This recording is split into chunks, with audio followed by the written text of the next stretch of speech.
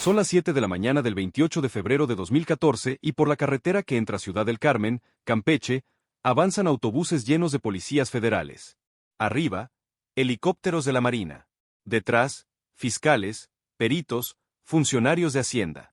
Van a los patios de maniobras de una empresa naviera que ese día todavía tiene contratos vigentes con Petróleos Mexicanos, más de 1.500 trabajadores en nómina y una flota de barcos amarrados frente a la isla. Los barcos ya no van a salir. En cuestión de horas, la Procuraduría General de la República asegura las instalaciones, la documentación, las computadoras, los buques. La empresa se llama Oceanografía. 12 horas antes, en Nueva York, Citigroup había emitido un comunicado que sacudió a Wall Street. Acababa de descubrir un fraude en su filial mexicana. Banamex tenía registrados en libros, al 31 de diciembre de 2013, unos $585 millones en financiamiento de corto plazo a un proveedor mexicano de Pemex. Cuando revisaron papel por papel, solo 185 millones estaban respaldados por cuentas por cobrar legítimas. Los otros $400 millones estaban sostenidos por facturas que Pemex nunca aprobó. Y aquí está lo que hace que esta historia siga viva 12 años después. Al día de hoy, ningún tribunal mexicano ha dictado sentencia sobre ese fraude. El dueño de la empresa pasó 2 años y medio en el reclusorio sur y salió pagando $7,5 millones de pesos. Los que nunca cobraron fueron los trabajadores. Estás viendo Expresas MX, donde desarmamos las empresas que movieron el dinero de este país hasta el último contrato y el último firmante. Si esta es tu clase de historia, suscríbete y dale like, porque lo que vas a entender en los próximos minutos no es cómo alguien robó un banco. Vas a entender el mecanismo exacto, como una empresa familiar de Campeche que casi es embargada por Hacienda en el año 2000 por $21 millones, terminó convertida en la naviera más grande de América Latina, quien le abrió la puerta de Pemex, cómo funcionaba el circuito de dinero entre la petrolera y el banco. ¿En qué momento alguien dentro de Pemex se dio cuenta de que los papeles estaban falsificados, y por qué a pesar de eso el dinero siguió fluyendo durante meses? Al final vas a saber una cosa más: quién cobró y quién se quedó parado en el muelle. Empecemos por lo básico, rápido, porque el conflicto viene enseguida. Oceanografía nació en 1968, creada por el ingeniero Amado Yáñez Correa bajo un nombre distinto, consultores y contratistas en oceanografía. En 1990 cambió la razón social y plantó su centro de operaciones en Ciudad del Carmen, la isla que Pemex convirtió en capital petrolera del Golfo. Aquí conviene decir algo con honestidad, porque la fecha se disputa. La revista Proceso publicó en 2007 que la constitución formal fue el 27 de enero de 1980, firmada por Amado y Darío Yáñez Correa, Samuel Yáñez Chaparro y Alberto Duarte Martínez, y que después entraron los hijos, Amado Omar y Carlos Daniel Yáñez Osuna. Las dos versiones circulan en documentos públicos. Las dos se sostienen aquí. El negocio era técnico y difícil: ingeniería geofísica marina, buceo de saturación, vehículos sumergibles a control remoto, mantenimiento de plataformas, construcción de ductos submarinos. Trabajo que se hace a 60 metros bajo el agua, con soldadores hiperbáricos y barcos de posicionamiento dinámico. Y un solo cliente que importaba. Alrededor del 97% de sus ingresos venían de Pemex. Durante 20 años fue una empresa mediana que sobrevivía. En abril del año 2000, Hacienda estuvo a punto de embargarle los bienes por una deuda de $21,130,485. Una empresa a punto de tronar por $21 millones. El 20 de abril de 2001 se ordenó cancelar ese embargo. Y a partir de ahí, todo cambia. Porque en el año 2000 había llegado un nuevo gobierno a Los Pinos, y en Pemex Exploración y Producción empezaron a caer contratos sobre Ciudad del Carmen con una velocidad que nadie en la industria podía explicar solo con méritos técnicos. Durante el sexenio de Vicente Fox, la naviera recibió más de $9,000 millones en obras y servicios, según la documentación reunida por la revista Contralínea, que siguió el caso durante años cuando prácticamente nadie más le estaba mirando. La pregunta obvia era cómo. Y la respuesta se la dio el propio interesado a un periodista. Manuel Briviesca Sahagún, hijo de Marta Sahagún, esposa del presidente, lo reconoció en una entrevista con el director de Contralínea, Miguel Vadillo, en 2004. Dijo que su hermano Jorge y su tío Guillermo llamaron a Pemex para que le dieran un contrato a Oceanografía. Insistió en que todo fue por concurso, con apego a la ley, y cuando el periodista le puso enfrente las palabras tráfico de influencias, respondió que su familia no tenía ni un quinto y que los buscaran. Los Briviesca nunca aparecieron en el acta constitutiva. Nunca fueron accionistas. Lo que la investigación periodística documentó fue otra cosa, que operaban como intermediarios entre los dueños y los directivos de Pemex, y que cobraban comisión. La Cámara de Diputados formó una comisión especial para investigarlo. La Secretaría de la Función Pública abrió expedientes. La Auditoría Superior de la Federación puso a la empresa bajo la lupa desde 2005 por sospechas de tráfico de influencias. No pasó nada. Los funcionarios de Pemex señalados siguieron en sus puestos. Varios ascendieron. Y esa impunidad, que en su momento parecía apenas un escándalo político más que se apagaba solo, fue exactamente lo que le dio a la empresa la señal de que el terreno estaba libre. Porque hasta ahí, el negocio todavía consistía en conseguir contratos. Lo que venía después consistía en algo mucho más rentable: conseguir dinero antes de que el trabajo existiera. Para entender lo que sigue tienes que entender cómo le pagaba Pemex a sus contratistas, y te lo voy a explicar sin tecnicismos porque aquí está el corazón de todo. Un contratista de Pemex no cobra al terminar la obra. Cobra por avances. Cada cierto periodo presenta un documento llamado estimación. Aquí está el trabajo que hice, estos metros de ducto, estas horas de buceo, este mantenimiento a la plataforma. Un supervisor de Pemex firma y autoriza. Con esa estimación autorizada, la empresa tiene un derecho de cobro contra la petrolera. Y el problema de todo contratista petrolero es el tiempo. Pemex tarda semanas, a veces meses, en pagar. Mientras tanto hay que pagar diésel, nómina de tripulaciones, renta de embarcaciones, seguros. Ahí entra el banco. Banamex, filial mexicana de Citigroup, operaba un programa de financiamiento a proveedores. Tú me entregas la estimación autorizada por Pemex, yo te adelanto el efectivo hoy con un descuento, y cuando Pemex pague, me paga a mí directamente. Factoraje.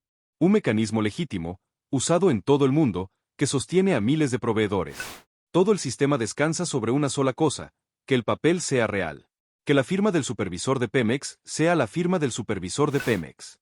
Entre 2008 y 2014, Banamex le adelantó a Oceanografía alrededor de $3.300 millones por esa vía. Así lo estableció un tribunal federal de apelaciones en Estados Unidos al revisar el caso años después. $3.300 millones en anticipos a una sola empresa de Ciudad del Carmen. Con ese oxígeno, la naviera despegó. Bajo el gobierno de Felipe Calderón dejó de ser un contratista más y se convirtió en uno de los principales proveedores de la petrolera. Compró barcos. Llegó a tener 38 embarcaciones que sumaban más de 70.000 toneladas de arqueo bruto, con 8 buques más en construcción. Emitió bonos en mercados internacionales, $335 millones de deuda colocada en 2008 entre fondos e inversionistas extranjeros que compraron la historia del proveedor estrella de Pemex. Amado Yáñez Osuna, el hijo, ya dirigía la operación. Compró el Club de Fútbol Gallos Blancos de Querétaro a través de otra de sus empresas, AMRH International Soccer. Los Pandora Papers documentarían después una sociedad creada para adquirir un yate en 2012. Y mientras el patrimonio crecía, el papeleo se iba estirando. Porque cuando tu flujo depende de entregar estimaciones y el banco te adelanta contra cada una, la tentación tiene una forma muy concreta: adelantar la estimación de un trabajo que todavía no terminas. Después, de un trabajo que apenas empezó. Después, de un trabajo que existe solo en un formato con una firma que se parece mucho a la del supervisor. Según la acusación que la PGR presentó después contra Yáñez Osuna, fueron 166 estimaciones falsas entregadas al Banco Nacional de México para obtener créditos por $5.312.329.400. 166 papeles. Y ahora viene la parte que cambia el sentido de todo lo que acabas de escuchar, porque hasta aquí la historia parece la de un empresario que engañó a un banco distraído. El fraude se detectó entre junio y julio de 2013, 8 meses antes del operativo con helicópteros. La Contraloría Interna de Pemex observó operaciones irregulares de la naviera, identificó la falsificación de estimaciones y le informó al banco. Junio de 2013. Y el circuito siguió operando. Ese dato reordena la película completa. Reconstruye mentalmente la cronología. En el verano de 2013 alguien en Pemex ya sabía que los papeles estaban falsificados y lo comunicó. En enero de 2014, Yáñez Osuna les dijo a los tenedores de bonos en una llamada que la empresa no podía pagar los intereses de los $335 millones de deuda, y que en sus cuentas quedaban unos 50 millones.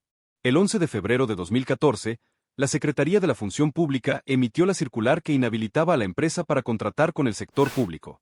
Sin contratos nuevos, la máquina de estimaciones se detuvo en seco. Y solo entonces, con la empresa ya inhabilitada, Citigroup y Pemex cruzaron sus cifras y encontraron el hoyo de $400 millones.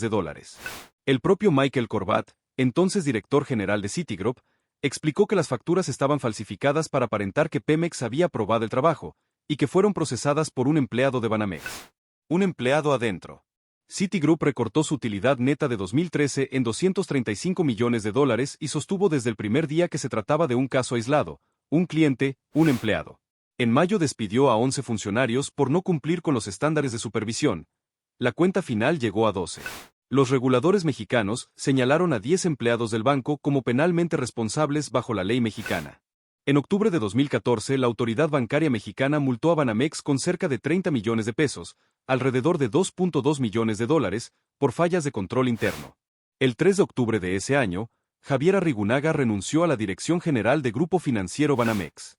En 2018, la Comisión de Bolsa y Valores de Estados Unidos multó a Citigroup con 4.75 millones de dólares por las deficiencias de control en esa línea de anticipos.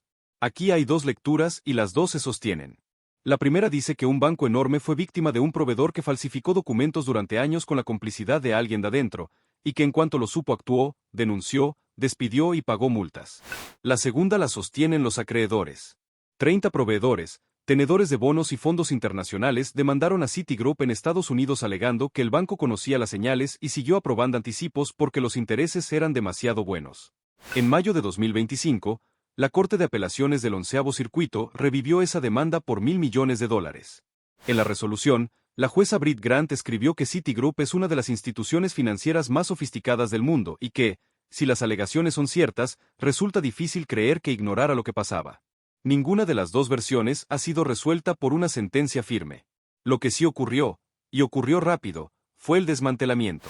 El 28 de febrero de 2014 el SAE, el Servicio de Administración y Enajenación de Bienes, tomó la administración de la empresa. El 23 de octubre de ese año, Amado Yáñez Osuna ingresó al reclusorio sur. 5 días después, un juez le dictó formal prisión. Otro de los implicados, Martín Díaz Álvarez, sobrino del secretario de Hacienda Francisco Gil Díaz, salió del país y permaneció fuera 2 años. En 2016 un tribunal colegiado canceló la orden de aprehensión en su contra al determinar que no tenía ningún nombramiento formal en la empresa. En agosto de 2016, el juez Felipe Consuelo Soto dictó sentencia en el concurso mercantil 265/2014 y declaró a Oceanografía de Plano en estado de quiebra.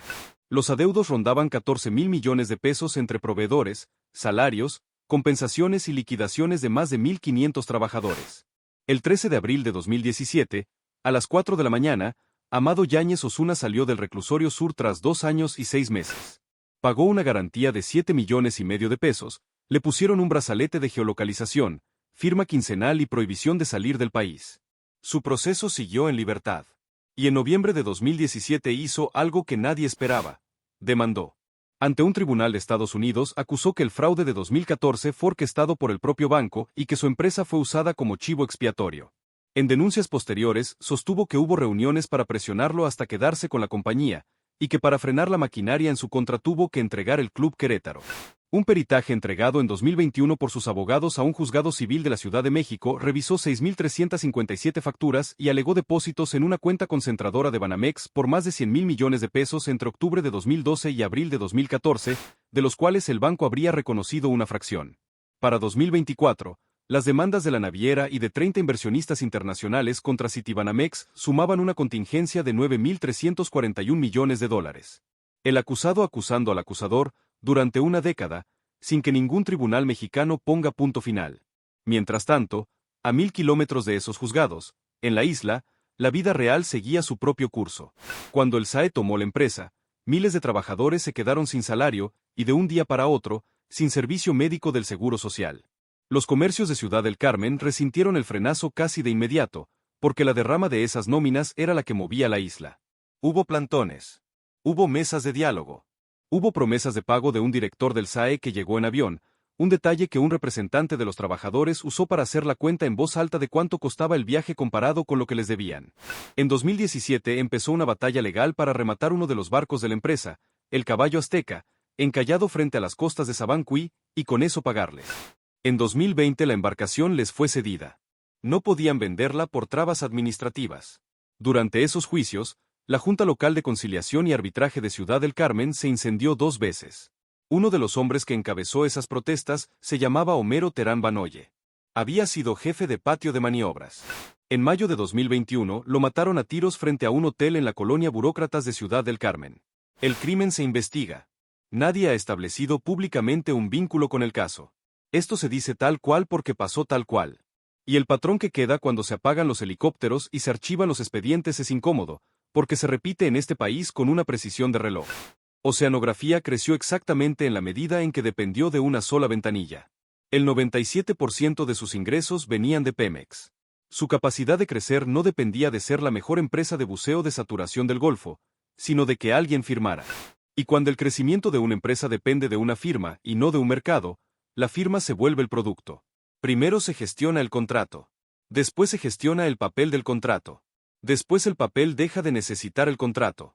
El banco puso el combustible porque cada anticipo generaba intereses, y los intereses se cobran hoy mientras el riesgo se descubre después.